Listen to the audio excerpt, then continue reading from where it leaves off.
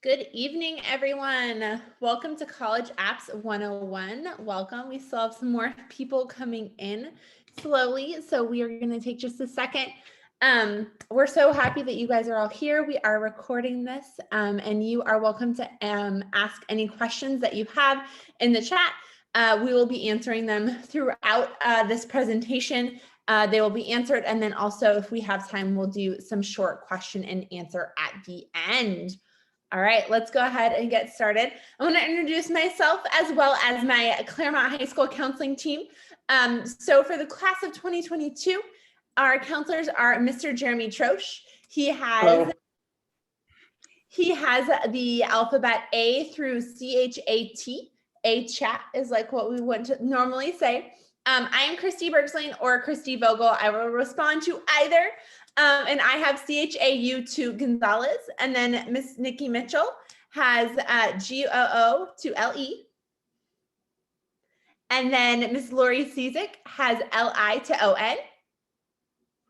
And then Miss Paula Hebert has, I skipped Mr. Anderson. Mr. Anderson has OO to SI. He's not here tonight. But Ms. Hebert has SJ through Z. And then finally, Ms. Ceccarelli is our support counselor. All right, perfect. If I could just go to the third slide. All right, so this is actually right now, we're just gonna do a little bit of when are we able to help? So financial aid night is going to be on October 5th at 6 p.m. This is an incredible night where you guys can come and get information about financial aid. We have the experts come in. This year we have people coming from APU that are really just gonna get down to the nitty gritty of how do we do financial aid and really what's important about it. So we would love it, seniors, if you and families, please join us for that. On October the 12th, we are going to be having a college fair for this college season. So please join us. It will be virtual again this year, and we will have more information pushed out over the next couple of weeks. Over the week or so and into next week, counselors are doing college application labs. Right now, it is in the library. We have had a lot of interest in these labs, so please bear with us as we're changing. Yesterday and today, we had more students than we can hold in the library. So what we're saying is if you come, you might need to come the next day, but we're making sure that students, we're holding the same thing several days in a row to make sure that all students are getting the support that they need. Yesterday and today, we are going over School Links, which is our new system that we'll be talking about a little bit tonight, as well as over the next couple of days, we're going to be doing UCs, private schools, CSUs, as well as letters of recommendation. Also, please be looking out for those college representative visits. Some are going to be virtual and some are also going to be in person. So you can look at that schedule. It's available in School Links. Credit checks.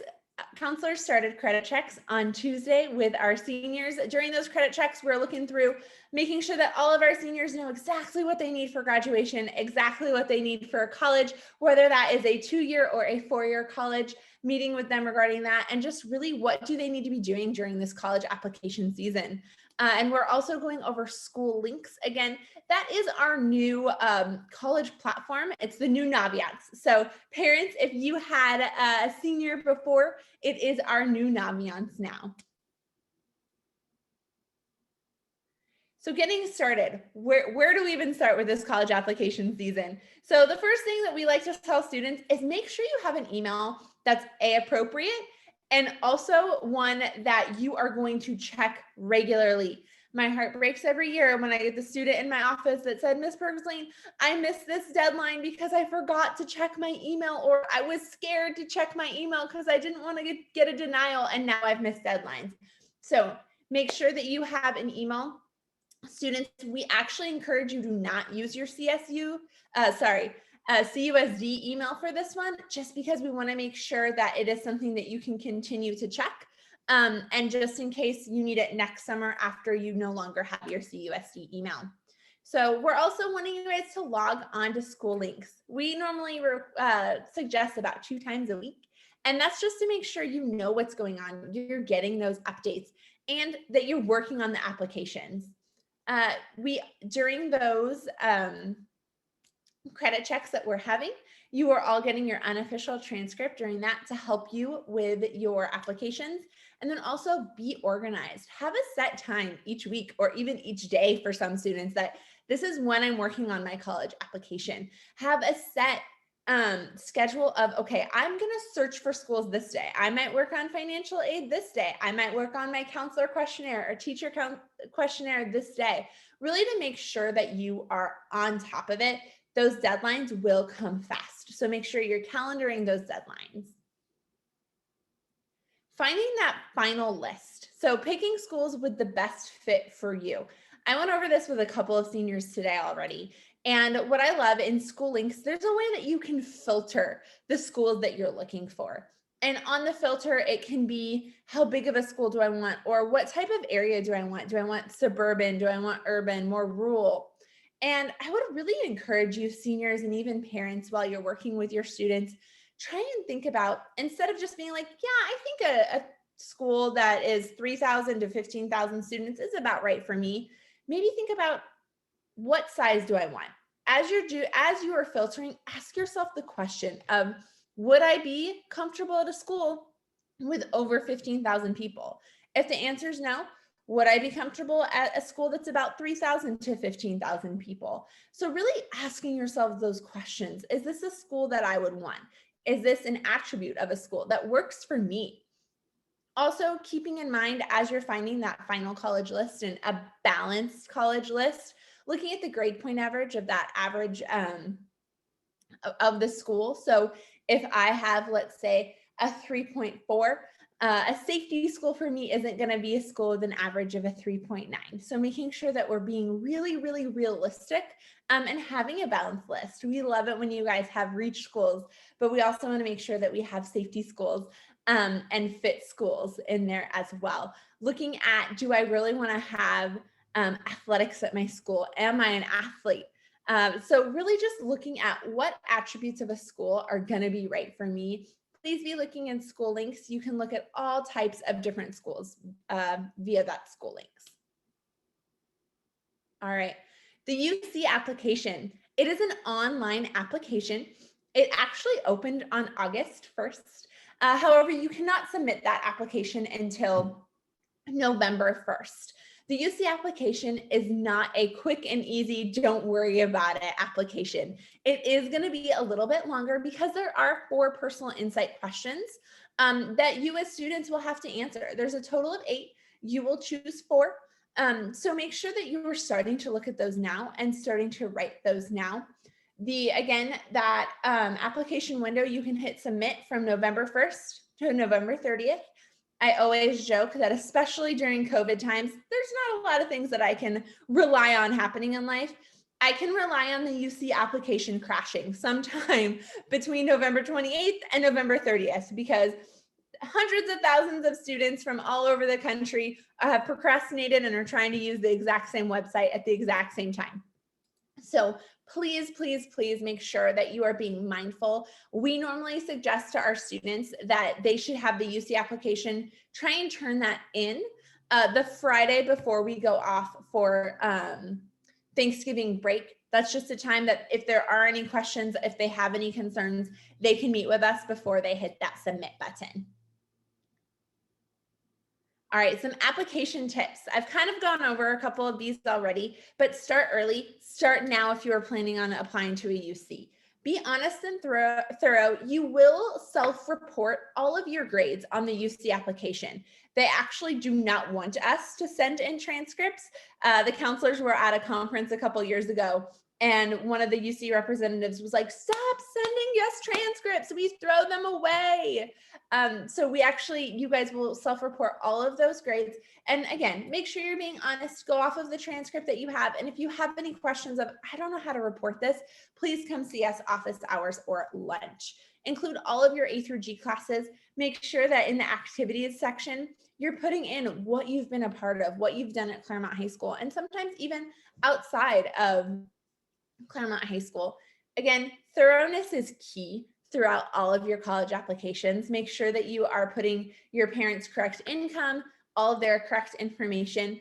Typically, when we are writing the personal insight questions, I would suggest to a student, use Word or even use Google Docs, but don't always just have your original version in the application, just in case something were to happen. We would hate for that to be lost. So make sure it's also in another spot as well. Review the tutorial on the UC Insight questions. There is a QR code that we have sent out. You will get a trend this year that we have tons and tons of QR codes this year. So all of our students got a tip sheet, and on that tip sheet, there is going to be a QR code for that. I also, for personal insight questions, I tell my students, just Google UC personal insight questions. I really like the first thing that comes up from the UCs. It will have all 8 questions. And what I really like about it is it's also going to have sub-questions. And so I often tell my students, in the sub-questions, once you start answering those sub-questions, it actually starts to build your PIQ. All right. The Cal State University system and their application. It is also a completely online application. That application window will begin on October 1st and again, go to November 30th. With this one, we also really, really want you guys to be doing it early. It is a shorter application. There are no essays, there's no writing to it. It's fairly straightforward, but again, with the same mindset, you are self-reporting those grades. So make sure if you have questions, if you're not sure, please come see your counselor.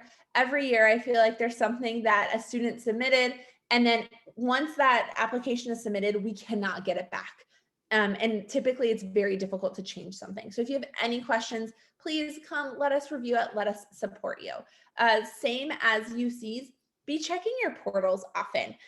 Once you apply to a school, you're going to actually get a portal to that school specifically. And from that portal, they are going to send you tons of next steps. They're going to give you a to-do list on there. So make sure you're checking that and getting all of your information in. So again, we want you guys to be starting early, very similar to the UC application. Another thing, just research specific requirements for any school that you're planning on going to. Another tip that's kind of not on here, but make sure that as you're applying, you're finding that right fit school for you. As silly as it sounds, make sure that they have your major. Make sure that, you know, sometimes students get in their head of, I have to go to this school, and then they go to apply and they don't have the correct major. So that's all a part of finding that college fit and that right school for you. All right, the EOP program. This program is going to provide assistance through some mentorships, some academic resources, financial assistance, counseling, advising. Who really applies for this? So it's our first generation college students typically that are going to apply for this. And typically it is students that come from low income and educationally disadvantaged backgrounds. It is a part of the CSU and the UC application. So make sure that as you guys are going through it, students, you're clicking if you want to apply to it. Typically you do have recommenders as well for that. So that you're talking to your teachers of, hey, will you be a recommender for me? There have been several times that I've just gotten an email from a student that has put me down as a recommender. So make sure you're talking to us. Typically, or in the past pre-COVID, we have had people come from CSUs to talk to our students about the EOP program. And really what it is it's so much support for a student that might not otherwise have a lot of support in college. They can hook you up with, like it says, academic assistance and mentorship, some counseling that people can support you with. So it's really just, they talk about what a family it becomes and that support of a family to help support you through the college process.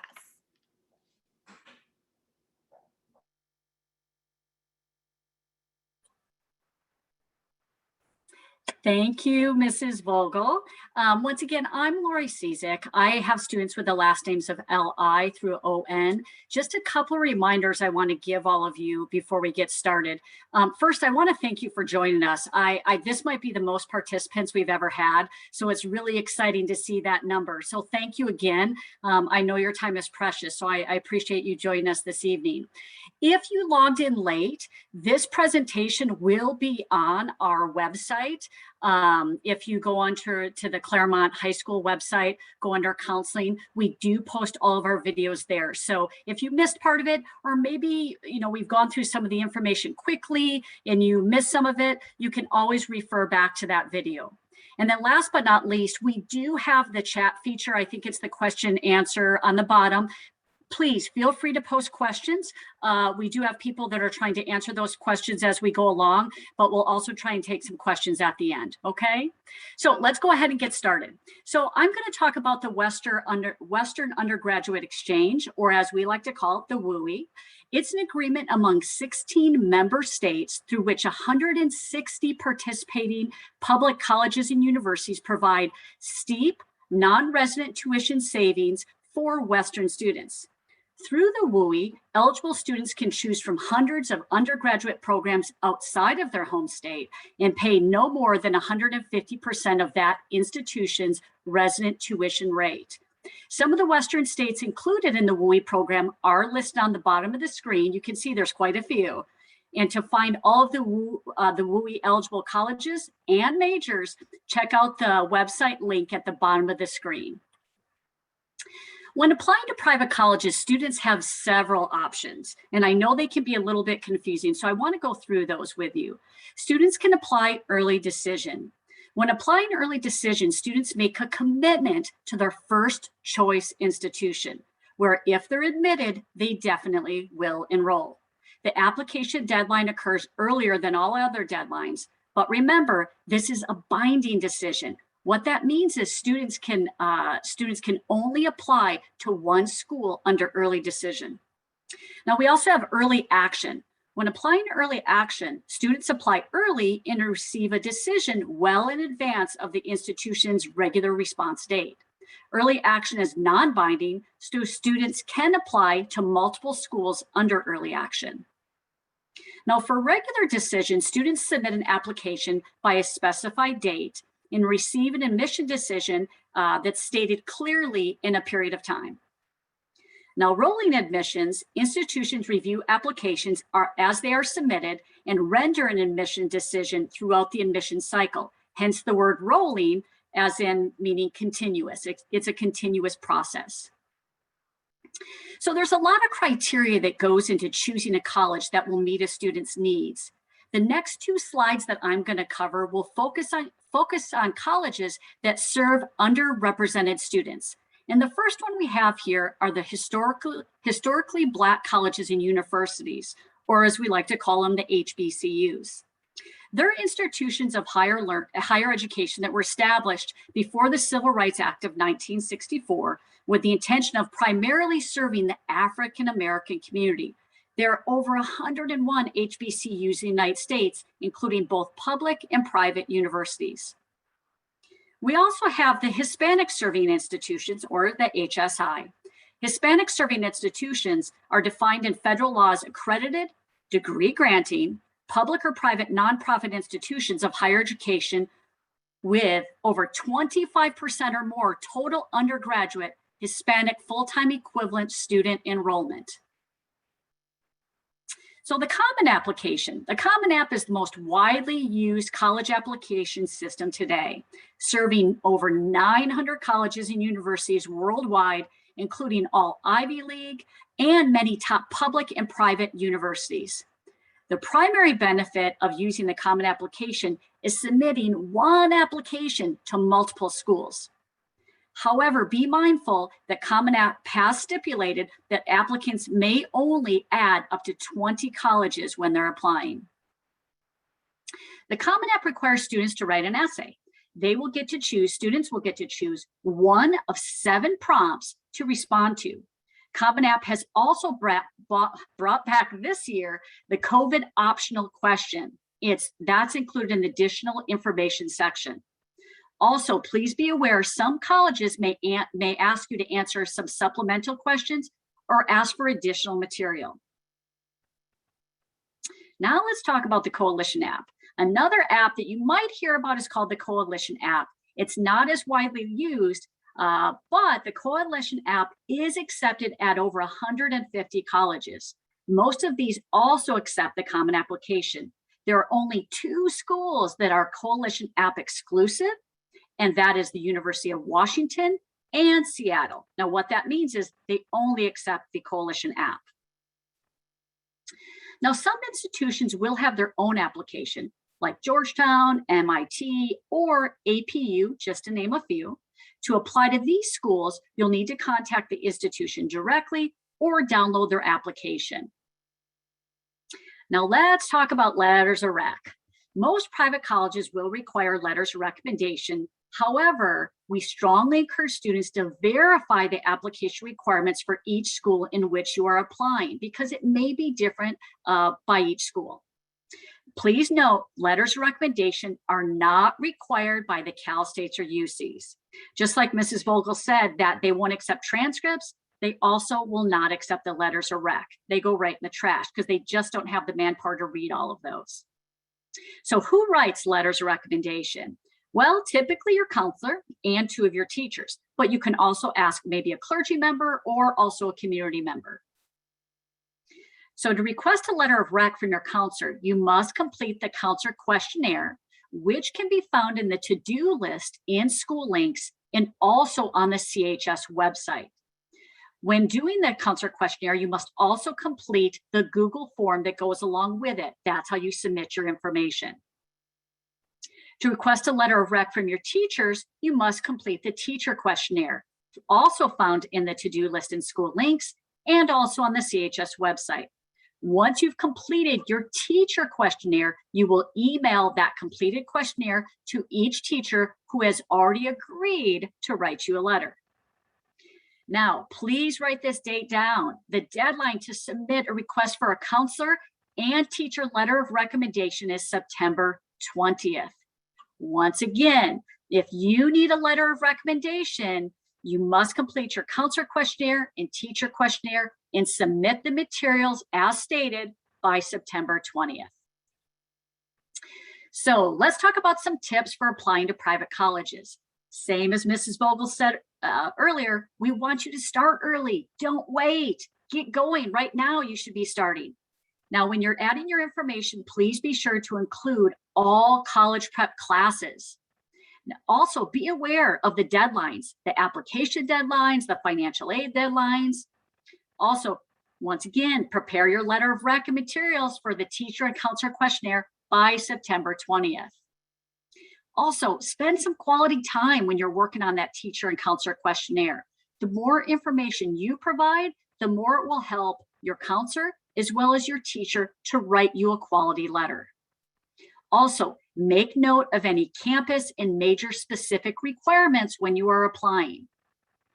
And then also lastly, if you are going to add colleges to your list of schools you're applying, after you have submitted your letter of recommendation materials, you must email your counselor and your teacher.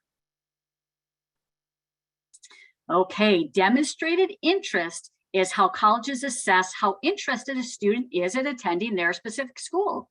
Demonstrated interest can also impact whether a student is admitted or not. So what that means is some colleges are going to track the contact that they have with high school students.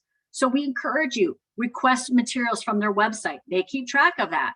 Attend a virtual college fair. Also utilize the Meet feature on their website with an admission representative.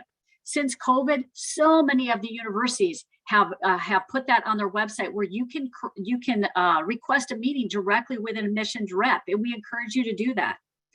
Take a virtual tour of the campus, some of the campuses that you're interested in. And then also when possible, visit a campus, okay? When you're on that campus, meet with an admissions rep, okay? These are all things that will help you and show your demonstrated interest in a specific college. Let's talk about essays and interviews. Okay, for the essay should be in the applicant's voice. Be specific, provide a strong sense of who you are. Write from the student perspective and provide meaningful details to tell your story. Often I find that students, they'll write about somebody else, that someone wants, me to go to this college because of this. No, they want to hear about you and why this is important to you and why you want to attend their school. Regarding interviews, if the student recommends an interview, you should schedule an interview, whether it be through phone, email, or an admissions rep that's in the area. But before you do, we encourage you, please do your homework, research the school, so when you meet with them, you can ask some meaningful questions. And most importantly, we want to make sure that you let your personality shine, whether you're on the phone, via email, or even in person. We want your personality to be able to come through. And then last but not least, auditions and portfolios. These are essential for some programs. And this is where you need to do your research to find out, do they require an audition? Do they require an additional portfolio? Okay, and then once you know that information, be sure to identify the deadlines and specific requirements. Well, thank you for listening to my portion. Now I'm going to turn it over to Mrs. Mitchell. Okay, thank you so much, Ms. Cizik. And I'm going to reiterate what she said. This is really impressive to have this many participants. And I'm also going to say that the counselors have opened up our office hours for students. And we have to say that we have been so impressed with the number of students. In fact, we've had to kind of double up and change our schedule just to offer the same session twice in some cases, just because they have really been hungry for the information. And so we want to continue to be a resource for them and for you. So again, thank you for being here. I'm going to wrap up the last part of this presentation with some slides that I will tell you that are somewhat dense in information. So I'm going to hit the highlights, knowing that you can go back and review the presentation that's being recorded, as well as the PowerPoint on your own time for specific details. But this slide is specifically about fees and fee waivers. And as you can see, applications do come with a fee. And so the CSU and the UC have kind of caught up with one another, and their fee for each application is $70. That price can vary depending on private schools. So if your student is applying to a private college, those fees can be different. That information, of course, should be on the website of the school that your child is applying to. Now, embedded in the UC and the Cal State application are questions that would allow them to determine whether you qualify for an application fee waiver. So please answer those questions about family size and income accurately, so that you can, it will kind of generate the responses to whether or not you get the fee waiver based on your responses for that. And we've already talked about the EDP program. Again, that is an application that's embedded in the Cal State or the UC application. So please be sure to apply if your son or daughter is interested and eligible for that. All right, admissions tests. So this year and last year, this has kind of been all brand new because of COVID. Obviously, testing has changed quite a bit in the landscape of college admissions. It's important for students to check with the colleges to which they're applying about their testing protocols. However, most of us have heard and have seen that the majority, over 60% of colleges have gone to test optional for obvious reasons. Students have been prevented from testing as they traditionally have over the past many years. And so the good news is students who were somewhat leery of that test, many colleges are not requiring that. But again, we encourage students to really check with their specific institution. We can tell them that the UC campuses are test blind. That means they will not use test scores. So even if a student has taken a test, they are not looking at test scores. CSU campuses have also suspended the SAT and the ACT testing for fall 2020 admission. If a student has taken a test and does wish to report test scores, they do need to have those scores sent directly from the testing agency. So that would be College Board or ACT. CHS, Claremont High School, does not report those scores on transcripts. We do not send those test scores. So again, if they are applying to a college that does accept them, they would need to have them sent directly from the institution. Okay, transcripts, something else that's changed a little bit, especially if you've had students, CHS grads from prior years. So please note that unofficial transcripts will be given to your student during their credit check. Some of them who've already seen their counselor this week should have come home with an unofficial copy. We provide that to students just because they should see what their transcript looks like but also because that is what we consider a working copy. So keep in mind, as we explained previously, the UCs and the Cal State schools do not require official transcripts. Everything is self-reported. And so we provide your student with a copy of his or her transcript so that they can use that as a working copy when they're sitting at the computer and they're filling out their application. When they indicate that they are a CHS student, there will be drop downs that are very specific in their application so that they can actually indicate the course title and the grade that they earned in that class. For students who are applying to private colleges, we will send official copies of their transcript. So that's one of the reasons why we really want them to be familiar with and understand our new School Links program, because that is where they're communicating with us all the schools to which they are applying. When we know where they're applying and we see that those are private colleges that do require transcripts, we will send those along with our letters of recommendation and the other documents that are required from our school. When students do order a transcript, they're ordering the life of that transcript. And what that means is that we send the initial, we send the mid-year report, which goes out at the end of first semester, and we send that final transcript as well. That usually goes out at the end of June or beginning of July.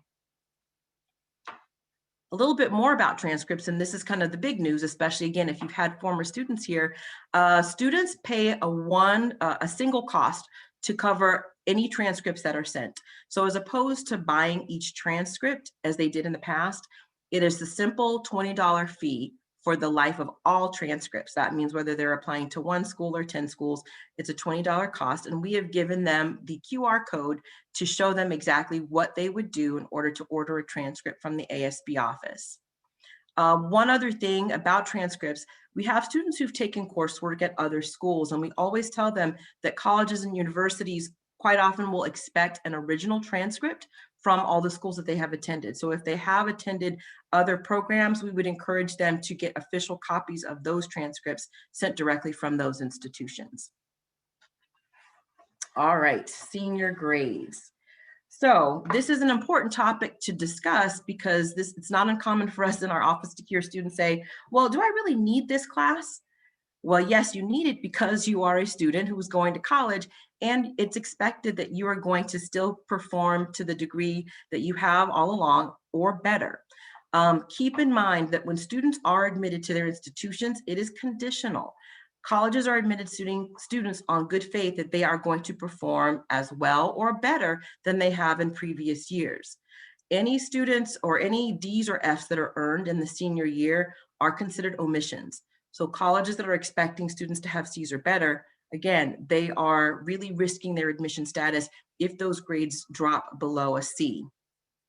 If that does happen, what we tell our seniors is that they must notify colleges about any low grades that they are anticipating, but we hope that that won't be the case. So if we start off strong and make sure that they're doing all the things they need to do, communicating with teachers, keeping those grades up, hopefully that won't be an issue, but it's important for them to know that they do have to be very transparent with the schools to which they're applying. Let's see, anything else about this? Campuses will rescind admission. So again, if they do get that final transcript, because again, everything is self-reported, and if that final transcript does come through and shows that a student has dropped beneath the level that they were performing in previous years, it has been known that colleges will revoke or rescind admission. And so we really don't want to see that happen. So we want to keep them encouraged to do their best in their senior year. All right, when will I hear back?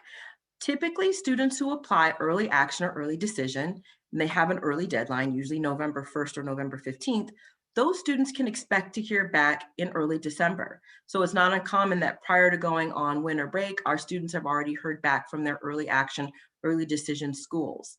For most colleges where students are applying that are not early action, early decision, early March is typically the date or the time frame in which they'll start to get responses, but that can vary. Students should not be panicked if one of their peers hears from a school before they do, because again, colleges are getting tons of applications and they have different cycles in which they're reviewing and giving those responses to students. All right, community colleges. So this is a really important slide, and I think we've seen an increase, especially last year and even this year with students we've met with lots of questions about community college. And we love to kind of open their eyes to this opportunity, because living in California, I don't know if they really understand the gift of such a robust community college system that we have here in California. There are 112 community colleges they can choose from, 3 of which are quite local. One of which really works very closely with our students. Citrus College is our partner school, and they really do handhold our seniors. So whereas students can choose any community college that they want to, it's good for them to realize that as a Citrus College potential student, Citrus College is visiting our campus. They're working with our students in our Career Center along with Ms. Miller to help them apply easily and early. Sometimes you will hear reference to Citrus College Early Decision. That's a plan in which students can actually begin the process of applying to the community college, which is a very easy application that they submit, and it is free. And we are proud to have students who graduate from Claremont High School who are already registered and perhaps have already taken classes and are prepared to even take summer coursework right after graduation. The community college, as we explained to our seniors, has multiple purposes, one of which is certificate programs. And if you go on the Citrus website, you'll see the long list of different certificate programs that can range from nursing, cosmetology, firefighting. Also, associate's programs, so students can get an associate's degree. A lot of our students will take advantage of that third option, and that is as transfer students. So they will take community college coursework for about 2 years, in which they are covering a lot of those general education courses that they can then transfer to the four-year college of their choice. Next slide, please. Okay, so the transfer admission agreement is another benefit of students who do opt to go to a community college. 6 of the UC campuses have transfer agreements with all California community colleges, and all of the CSU campuses have transfer agreements. And basically that states that students who take advantage of the community college system have a much higher rate of admission to the four-year college of their choice. So by fulfilling certain courses known as the IGETC, but certain lower division general education courses, they can then take those courses and transfer to the four-year college of their choice.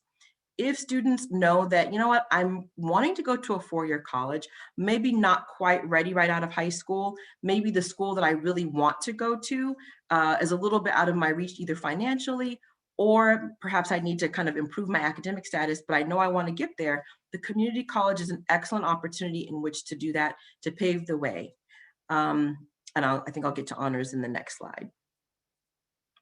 Oh, no, that's not on the next slide. So I'm going to go back and we can and just talk about honors.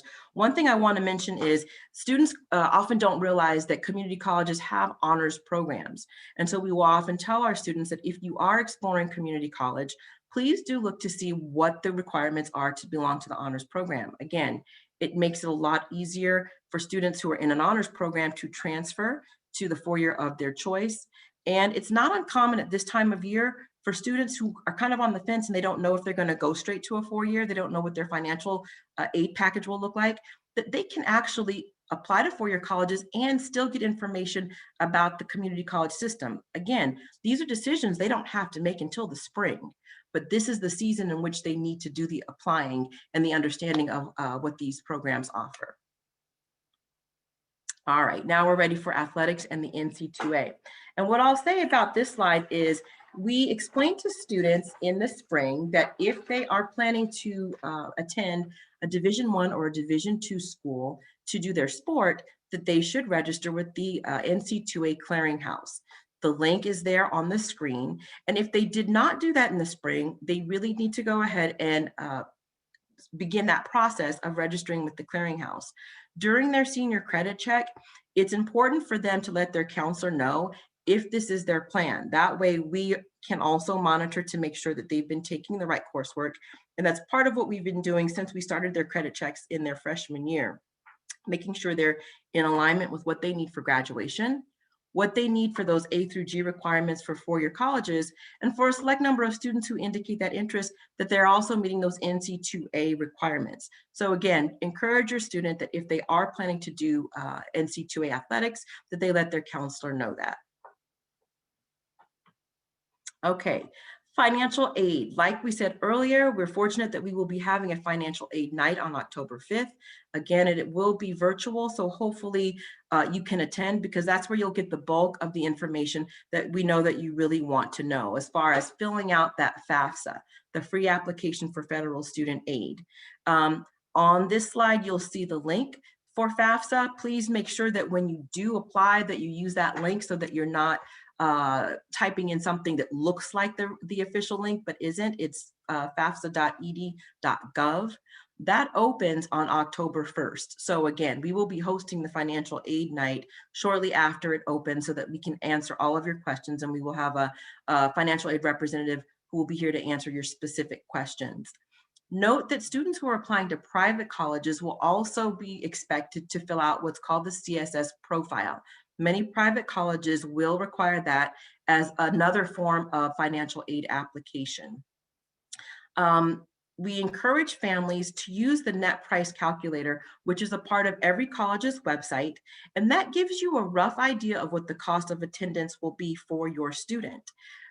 Every college has a sticker price, but we always say, please don't let that scare you, because that's going to depend a lot on, or that will be adjusted based on what your family contribution is, based on scholarships that your son or daughter might receive, grants that they might receive.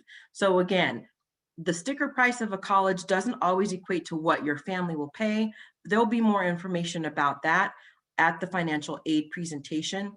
FastWeb is a link to, or a site for scholarships.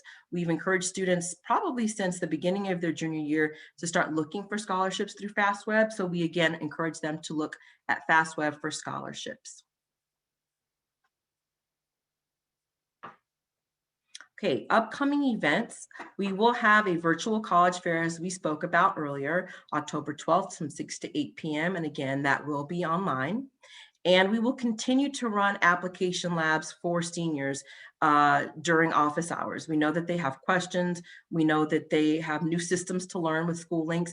And so we're here and available for that. And we've already talked about October 5th for financial aid night. All right, parents, how can you support your student? So these are just some tips, and some of it is just kind of basic and common sense, but at the same time, I think we all need reminders of what we can do to encourage them without overwhelming them. And I ask myself that question as a counselor also, because I know I pepper them with questions all the time as far as, where are you thinking of applying? What is your intended major? And I usually try to follow it up by saying, I'm not trying to overwhelm you, but knowing these things just helps me to guide you. And even if I know that you're kind of confused about these things, that helps me to guide you even more. So again, I think it's just a balancing act of knowing how to engage them in conversation, but letting them realize this is a process to be enjoyed as much as possible, even though it can sometimes feel overwhelming. Setting aside time each week just to kind of talk about college. Sometimes, especially if your student might be a little overwhelmed, maybe you have kind of that safe time to say, you know what, we're not going to talk about it every day or not every minute of the day. We are going to have to carve out some time on the weekend just to see where you are in the process, because there's a lot to keep up with. Helping them be mindful of deadlines and dates that they don't want to forget, helping them to stay organized, reminding them to check their emails and to check Remind. These are things that they need to do on their own, but they do need to have reminders.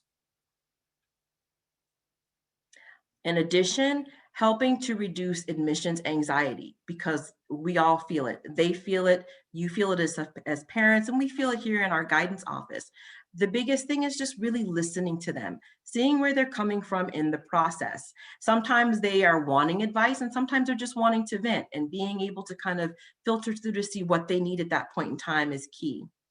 Help them focus on the best fit schools for them. They're going to hear and see so many different colleges, and they need to understand that there are so many schools in which they can be successful. There's not just one, there are many. It's up to them to find the best fit for them, knowing that any one of those schools will be a place where they can grow as a professional and as an individual. Please make sure that some of the basics are being covered at home as well, that they're eating, that they're sleeping, that they're balancing their social media time, because that's another big piece that sometimes can add a lot of pleasure, but can also add a lot of anxiety. So having those discussions are really good ways to help reduce their anxiety.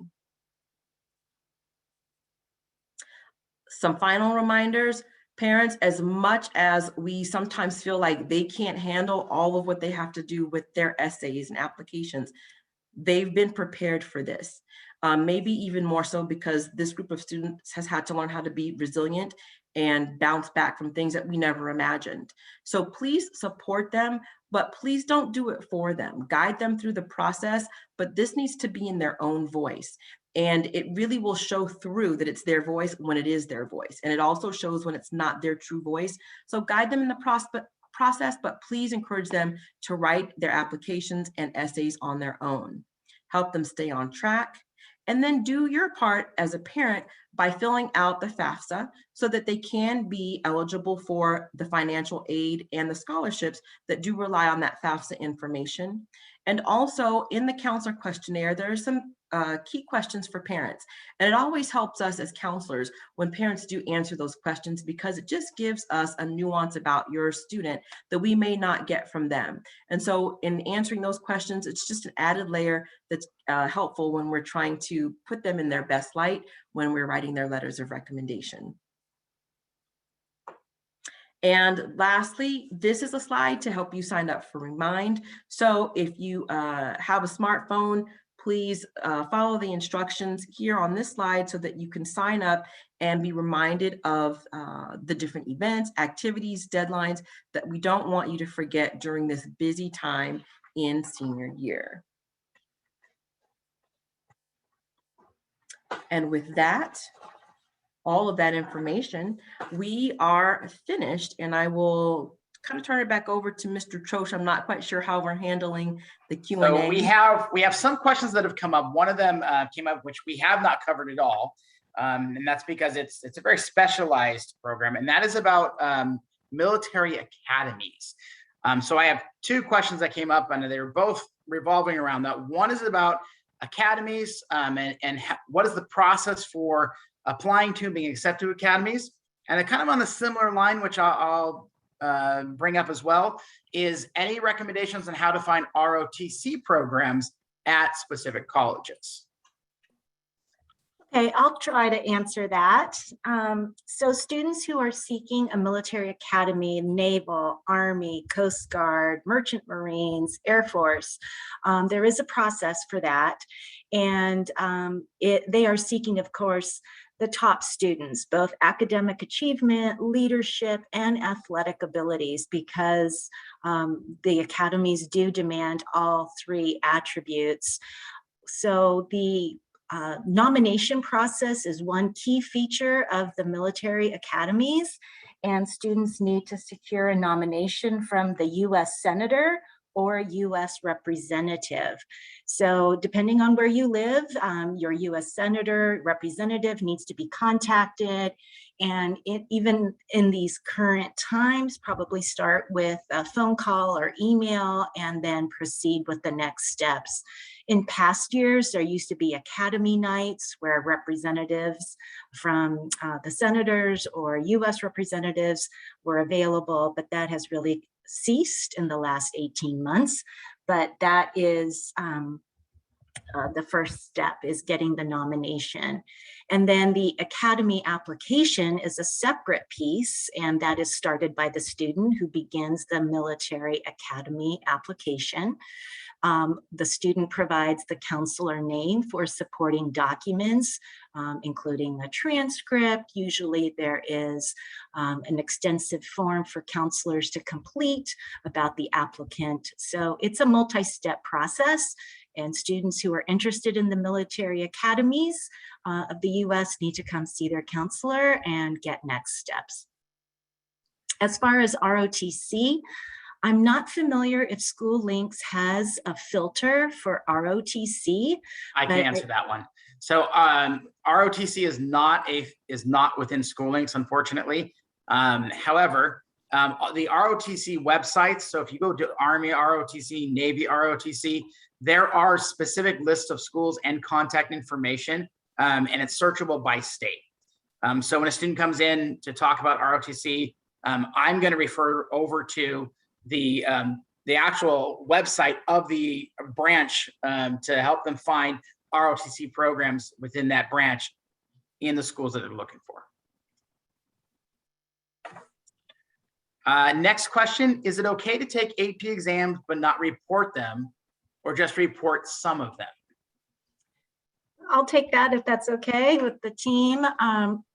Students have the choice to take AP exams or IB exams. And some schools in the past year, especially as standardized testing opportunities dwindled with the pandemic, we did see a trend that many colleges and even UCs, if a student reported taking an AP course and a student reported on their application that they were taking an AP exam, the colleges would then ask for the AP scores to validate mastery in that subject area. So again, our school does not compel AP students to take an AP exam. You have the choice, and registration for AP exams is coming up. The AP exams are always held in May, and scores can be reported if you wish or not. But do understand that in an environment where admission testing has completely changed very quickly, many colleges are looking for other opportunities to view your knowledge and your academic achievement in a different way. And for some colleges, they're looking at AP scores to provide that. So for highly competitive schools, it could be to your advantage to register for the AP exam, take the AP exam, and hopefully do well and feel comfortable sharing that score. I'm on mute. There we go. Excellent. Thank you. Next question. My son is an international student. Any special recommendations about the application process or the financial aid process? So international students, depending on how many years they've been in the US, may not be considered international students. If your student has 3 or more years in high school, they may not be considered international from an application standpoint, from an English language acquisition standpoint. If you have additional questions about that and your student is a senior, you can start looking on the college websites to see if there's some other issue. If it's a residency issue that prompts your question about international college students, certain visas are required for residency for college. That's a separate issue that we cannot cover here. Thank you very much. Next question. Any special things to know about applying to D3 schools, and specifically, is the NCAA clearinghouse required? Division 3. I was going to say, I can answer that if you want. So if you're looking at Division 3 schools, you do not have to register with the NCAA because Division 3 schools cannot offer athletic scholarships. However, I actually looked this up because I wasn't sure of the percentage, but I knew it was high. What they do is 75% of their student athletes receive some form of merit or need-based financial aid. So they can't give the athletic scholarship, but they typically are able to meet some of that need through academic or need-based, but you don't have to register with NCAA. Great. Additional questions, type them in the chat. I'm going to go through some of the ones I answered and see if there's any that I think would be good for the group. Hold on.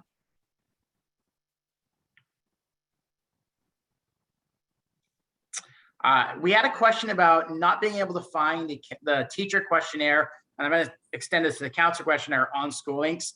I will answer that because we are aware, became aware of it earlier this morning, actually, that it seemed to have disappeared for some of our students. I'm not sure exactly why, so we're going to be looking into that. However, every one of our students today, or when we do their counselor questionnaire, and we went in to present, has a sheet that has QR codes that directly link to those as well. So if they can't find it on School Links, it is on the papers we gave out today, and the papers we gave out during credit checks, and the papers we gave out during presentations. So they do have access to that.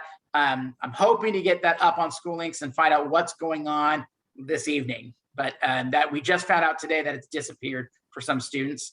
But we'll also make sure that's on the web, on the CHS website as well. I believe it already is. It But is. if it's not, It we'll make is. sure it is. Thank you. And the CHS website has also the counselor questionnaire, the teacher questionnaire. There are also links for students who may wish to take SAT or ACT this fall. There's a link for the NCAA Eligibility Center, links for FAFSA, links for FAFSA Forecaster, and other important senior year links for your seniors. I'll also add, Ms. Barrett, I'm glad you said that, because we have so much information on our website. The other thing, a parent had asked me the other day, they had missed last, I believe it was January, we had our junior parent night, which now you're seniors, but that's the time that we had representatives from the UC, the Cal States, private schools. We had quite a few presenters. That video from that presentation is also on our website. So if you missed that, if you're trying to figure out what's best for me, I want to learn a little bit more about each of these particular types of schools, please go back to our website and you're able to still view that presentation, that video that we did when your students were juniors in the springtime. All right. Another really great question that came out of the chat. Is there an advantage or a disadvantage of declaring a major or being undeclared when you're applying? Excellent question. It varies depending on the school and the competitiveness of the school. Every school has so many slots, if you will, for undecided, undeclared. And then for certain schools, depending on the size and again, the admission rate, it may be to a student's advantage to apply under the major that they want to be in. It's hard. It's hard for kids because sometimes they look at and they look at the numbers and they worry that their business major may be impacted or their biology major may be impacted, and then they try to apply under a less demanding major. My advice for students in this dilemma is to apply with the major. If you know a major, apply with the major you want, because that is why you are going to school. That is why you chose that school. And then have enough schools out there on your application list that you have a reasonable chance of being happy at any place that says yes to you in the next few months. So my advice is apply under your major, because even undeclared majors have a finite cap to admissions. And I want to add on to that. You really need to be mindful as well. There are some majors that are mostly impacted majors that if you do not apply under your intended major, you cannot apply at a later time. So if you go undecided and you decide later on, hey, I want to apply to that major, you may not be able to get in. I'll give you an example. Cal State Fullerton nursing, highly impacted. I had a student a couple of years ago, wanted to apply, didn't get in, and thought, well, or initially knew she would have trouble getting in, so wanted to apply undecided, spoke to admissions counselor, and they said, if this student does not come in as a freshman, they cannot apply later on. So just be mindful of that. That's exactly what I was going to say. Thank you. Next, great question. Can parents have access to school links? Not yet. So we are just rolling out school links. This is our first full year with school links. We had it just briefly last year. And it's a process to get it all set up. We have students set up now. We have to work with our district on getting parents set up and open up the portals and get all it. There's a lot of work involved in setting up parents. We hope to have that up and running, but it will not be at this point in time. I would encourage you to log on with your students. Have them log on and show you some of the stuff that they're learning and play around with it. Work with your students. Like we tell the students, you can't break it. And anything you do, we can undo. So we encourage students to just kind of play around with it, work on it, investigate it. It has a lot of powerful features that will help them as they select majors and colleges. So we encourage them to use it and to take advantage of it. And as a parent, log on with them and work with them on it.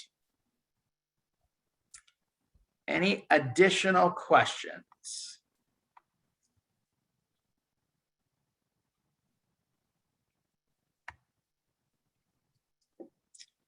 Okay, we are coming up on 6 o'clock and we have been told, sorry, quick, are the counselor and teacher questionnaires on the website? Yes, they are. They are on the website. We have been told we have to finish up at 6 o'clock to allow parents to go to their presentations with school. Yeah, there's one more. And I had mentioned about the junior night. If you go to the Claremont High School website and go under counseling, that's where you're going to find those videos. It's not under the main, when you first go to the website, the main section of news, but you need to go under counseling. Yes. So we have to end. We appreciate you being here and joining us this evening. We look forward to working with you and your students going forward. Thank you so much for joining us. Again, this presentation and the slides will be posted under the guidance website. So they'll have access to this down the road. And again, thank you so much for joining us tonight. Bye. Bye, everyone. Thank you. Have a good night. Enjoy back to school night.